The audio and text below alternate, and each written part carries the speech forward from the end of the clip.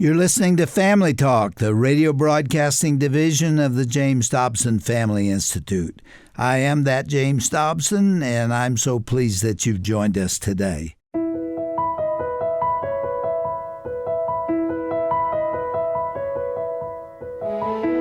Today is a monumental day in the history of the fight for the sanctity of human life. It was on June 24, 2022, that the United States Supreme Court upheld Mississippi's Dobbs v. Jackson case, a decision that ultimately resulted in the overturning of Roe v. Wade. Today marks the second anniversary of that momentous occasion, but has America really become more pro-life since that fateful day?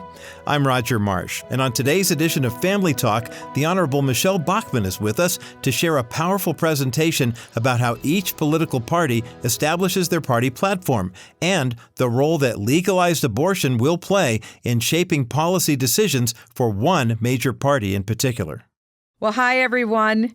I'm Michelle Bachmann. I'm Dean at Regent University's Government School. It's a biblical worldview university. But today, I'm here to introduce today's program with our guest, Tony Perkins. And if you've been a faithful listener of this broadcast, you know that Tony is the president of the Family Research Council. It was Dr. Dobson and others who began the Family Research Council 40 years ago in order to bring for the first time a biblical worldview perspective to Washington, D.C.'s decision-making. This has been a powerful intervention in Washington, D.C. Recently, I had the pleasure of listening to Tony's presentation, and Dr. Dobson and Shirley believe that Tony's talk is important and urgently needed as the main two political parties are about to write their political platforms for the fall election. So our values will be voted on this fall at the ballot box, and those biblical values need to be clearly written out in the party's platforms so we know what the candidates will do when they're elected. I know this will be time well spent as you listen to Tony Perkins right here on Family Talk.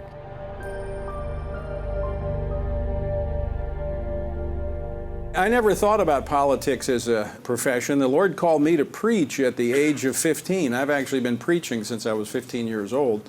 And now the Lord called me to preach in nursing homes. Now, little did I know that was preparation to work with Congress. I mean, I have found that both crowds are hard of hearing and very slow of moving. I remember when I first ran for office, I was running against a 20-year political veteran in Louisiana for the State House. And I was out in August knocking on doors, and it gets pretty hot if anybody's ever been to Louisiana in August. A little warm. We get these afternoon rain showers, and I had gotten wet and was knocking on a lady's door, and I knocked on the door, and this elderly lady came to the door, and I handed her my push card, with my picture on it and my platform. And she took the picture and she stared at it. She looked at me. She said, "My, that picture sure flatters you." Now, I would be lying, and I doubt you would believe me if I told you that we are living in the rosiest of times. The stresses on America, both internationally and domestically, are immense. We face the brute reality of war in Ukraine, which could easily spill over into a NATO country, drawing us into a war in Europe.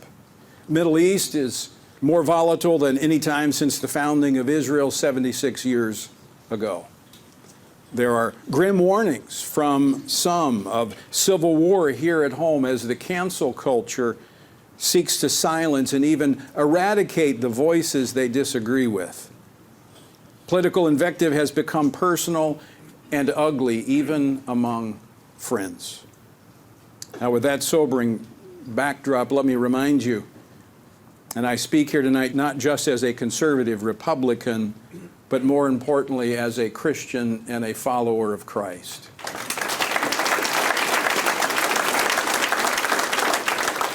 We never face challenges without the hope and promise of victory.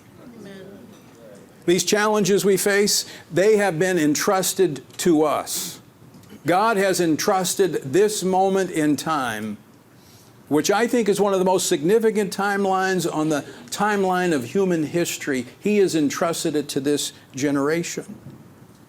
We have no reason to fear the difficulties we face. Because as Paul wrote in 2 Timothy chapter 1, verse 7, it says, God has not given us a spirit of fear, but of power and of love and of a sound mind. This is our moment, if we will embrace the challenge.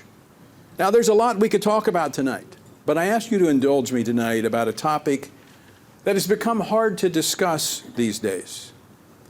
And many political leaders are doing verbal gymnastics to avoid talking about an issue that has been, is, and will be a defining issue for our party and for our nation and for Western civilization. The Supreme Court reversed the calamitous 1973 abortion decisions, those rulings that led to the taking of nearly 63 million unborn lives. But what should have been the fulfillment of decades of efforts to heal the blot on our Constitution and our national conscience has become a flashpoint of conflict. In the past 23 months, tens of thousands of infants have been saved in pro-life states. But perhaps 2 million more have lost their lives because of the Biden administration and the abortion industry combining to end all pretense that abortion is about health care and have begun promoting do-it-yourself abortion through the mail. We now have more abortions performed in this country through the abortion pill than any other means. And the Biden administration is fighting to send that to every state and every place through the mail.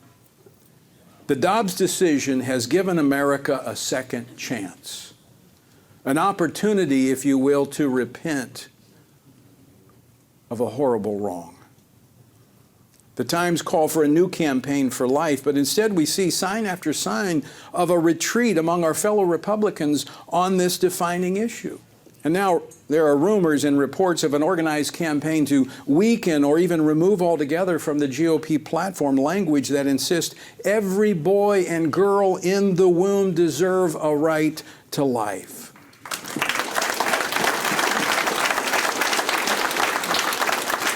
And having written a large portion of the last two platforms, and having once again been elected to serve on the platform committee from my home state of Louisiana, I'm actually involved in those conversations right now. And I'm hopeful if we will be clear about our convictions that we will end up in the right place.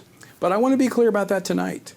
The right to life transcends other political debates and the interest of any and all political parties and candidates. It is truly the right without which no other right has meaning. It is fundamental to who we are and to who we will become. In his last speech before his death in April 1865, Abraham Lincoln said this: important principles may and must be inflexible. Please don't mistake my words for being partisan. Advocates for the sanctity of human life want all political parties to embrace what our founders declared as the first among the rights with which we are endowed by our Creator. On this, we must be inflexible. We must not yield to the voices, the temporal voices of the hour. We must stand firm on this understanding that we are endowed by our Creator with certain inalienable rights, among them are life, liberty, and the pursuit of happiness. And it is fitting to go back to the very beginning of the Grand Old Party nearly 170 years ago to understand the stakes that loom here tonight. All of us are familiar with the high drama of the mid-19th century. The turmoil that would divide a nation first divided the political parties of that day and actually gave birth to new political parties. The focus of the debate was not at first slavery itself, but the extension of slavery into the territories of the rapidly expanding nation. The Times compelled America's representatives to take a stand. Many did so at odds with their political party that brought them to office. But they were driven by principle and not by politics. One of them, Pennsylvania Congressman David Wilmot, was first elected as a Democrat in 1844. 2 years later, he stood on the floor of the House of Representatives and offered what became known as the Wilmot Proviso. The proviso set the condition that no addition to the U.S. territory resulting from the Mexican War would permit either slavery or involuntary servitude. Well, Democrat Lewis Cass replied with the idea that became known as popular sovereignty. He wrote of this idea to a colleague, quote, "Leave it to the people who will be affected by this question to adjust it upon their own responsibility and in their own manner," end quote. This manner of dealing with a matter of profound and universal significance, leaving it to one segment of the public or a state to determine whether other men could be owned as property, frankly should sound somewhat familiar to our ears right now. Thus was laid out the core debate between Stephen Douglas and Abraham Lincoln, between the Democratic Party and the newly forming GOP. Now, Wilmot reemerged in time as a Republican. In 1856, the newly formed party met in Philadelphia, the birthplace of the Declaration of Independence.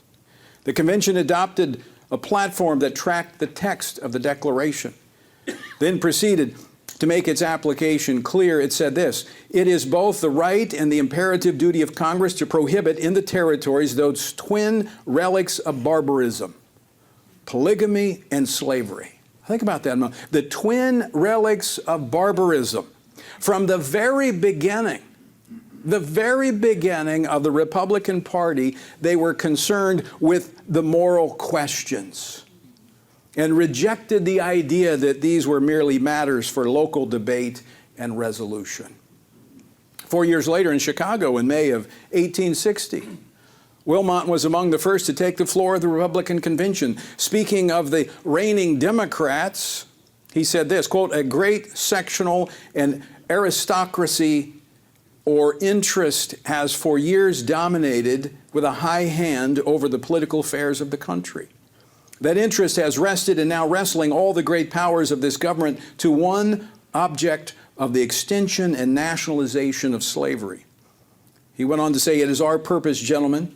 It is the mission of the Republican Party and the basis of its organization to resist this policy of a sectional interest," end quote.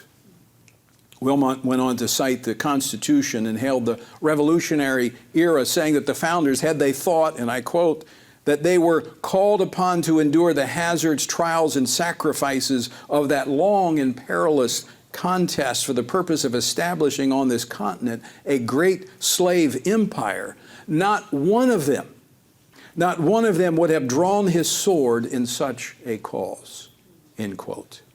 To the delegates gathered in that windy city, these were not tweets. They weren't sound bites. These were real issues. They weren't eclipsed by issues of commerce and taxation, because these were the core issues. They understood these issues were the embodiment of the ideas and the ideals of Washington and Jefferson. They were the very reason that the party existed. And the reason was no mere, to use Wilmot's expression, sectional interest, meaning state by state. It was the principle that all men are created equal and that governments exist to protect their inalienable rights.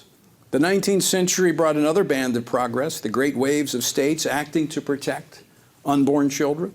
These policies were advanced and adopted not by extremist or Christian nationalist or whatever slur of the day that they might use, but by the newly formed American Medical Association. These forces converged in proposing and ratifying the 14th Amendment in 1868. In fact, I urge all of you to take a kind of a fresh look at the scholarship of people like Professor Robert George at Princeton and John Finnis at Oxford. They persuasively arguing that the 14th Amendment's guarantee of due process and equal protection apply to human beings as persons at all developmental stages, prenatal as well as postnatal, and at all conditions. Some of you might say, hey, well, that's nice, that's good, Tony, but what does that have to do with the 21st century and the role of the parties in our legislature today? I'm glad you asked that question. My answer is very straightforward. It has everything to do with it. Let's begin with the stark reality of the world as it revealed itself in the 20th century. For all the progress in science and technology, and we can debate whether that includes the invention of the cell phone, the internet, the Barbie movie, the 20th century was unparalleled in the development and the use of mass violence.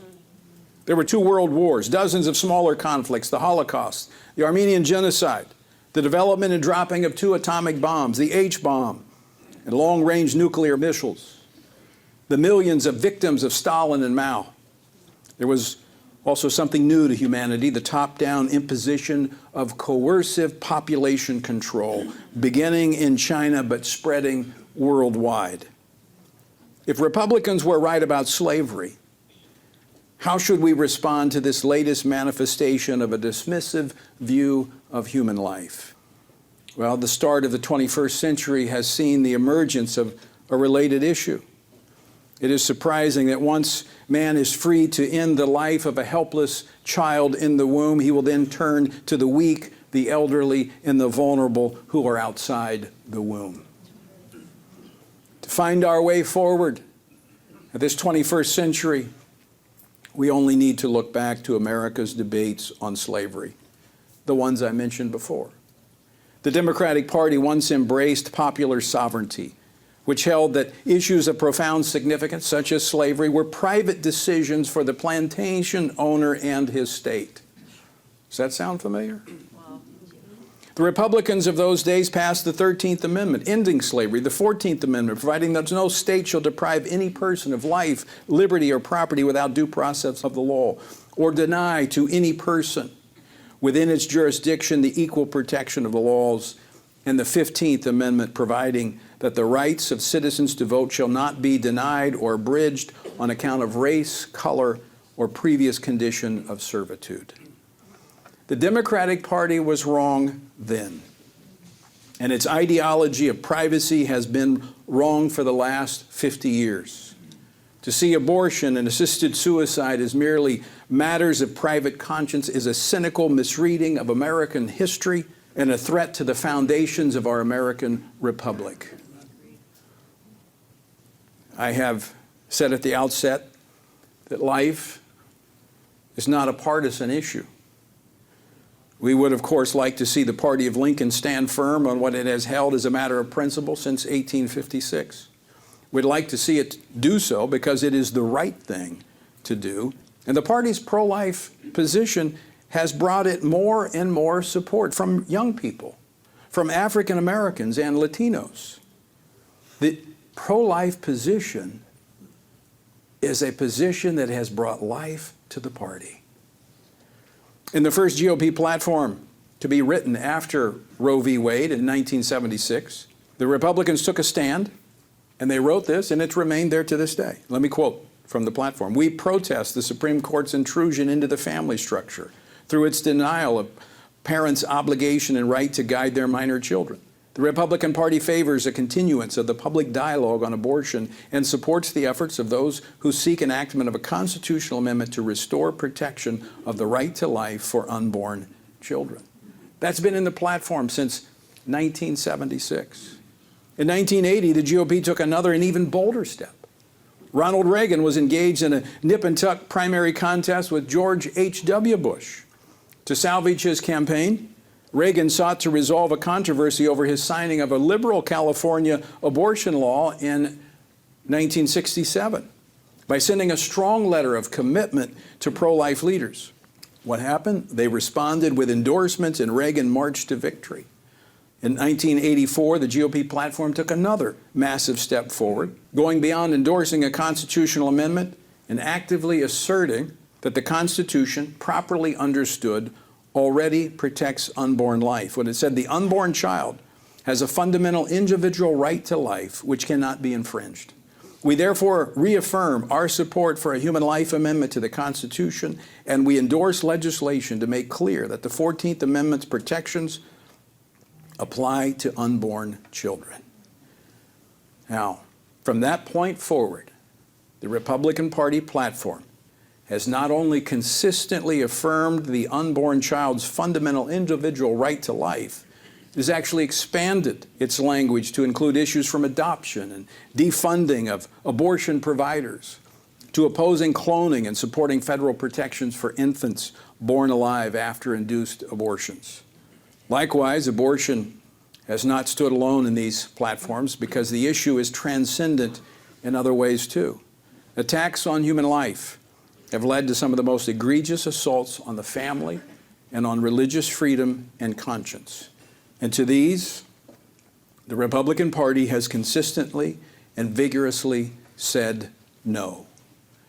And as the last 4 decades have shown, when these principles are celebrated, when they are embraced, the grand old party prevails at the ballot box. When the messaging or the candidate deviates or muddles these principles, failure is assured. Look at the results in 1996, 2008, and 2012. What are we to think of Republican leaders suggesting that the party reconsider its stance on the sanctity of human life or a constitutional amendment to protect the unborn? A commitment that this party has had for nearly a half a century. That the Republican Party, for the first time, may sound the retreat on this core principle. Well, in such a situation, the alarm cannot be sounded too soon or too loud. We, champions of the God-given right to life, are under no illusions. The ravages of the sexual revolution are all around us. Today, we're even debating whether mutilating the bodies of children in vain attempts to change their sex is a good thing. Somehow, that children can choose whether they're male or female. Shame on us as a nation. Under these circumstances, standing for the sanctity of each and every human life is hard, but it is essential for the future of our republic. Important principles may and must be inflexible. Now, I understand this is a challenge. We are not doing this for ourselves. We are seeking the protection of law and public policy for the most vulnerable among us, the unborn, and for their mothers who maybe did not expect to be pregnant or did not expect the man in their lives to reject them when they got the news. Our call is to pray, to stand, and vote for justice. It's the hard way. It's the way of the cross, but it's what we've been called to. Luke, the great physician, records Jesus' words, "Let the little children come to me, and do not hinder them, for the kingdom of heaven belongs to such of these." Let us rededicate ourselves to this battle for true freedom, the freedom that celebrates life and refuses to be silent while it's being destroyed.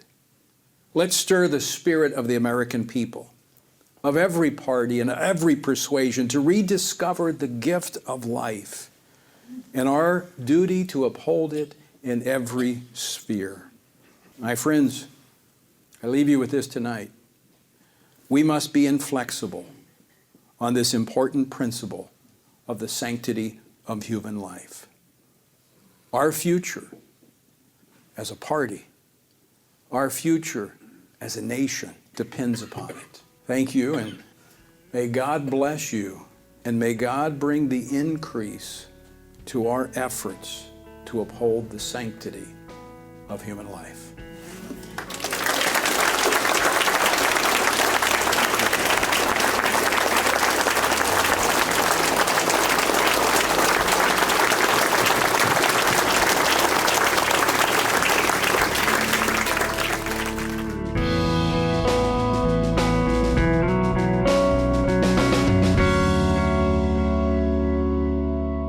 That was a powerful presentation given by Tony Perkins. What I hope you take away from this speech is the urgent necessity for our biblical values to be clearly written in the political parties' platforms, because our candidates follow the platform at least 80% of the time once they're elected. This is a crucial time to make sure that our values are clearly embraced by the candidates we vote for. And if you want to stay up to date on policy-related topics that affect you and your family, then be sure to check out the Defending Faith, Family, and Freedom podcast with Gary Bauer. To listen, just visit drjamesdobson.org and click on Gary's podcast right there on the homepage. I'm Michelle Bachman, and on behalf of Dr. James Dobson and the entire Family Talk staff, thank you so much for joining us today.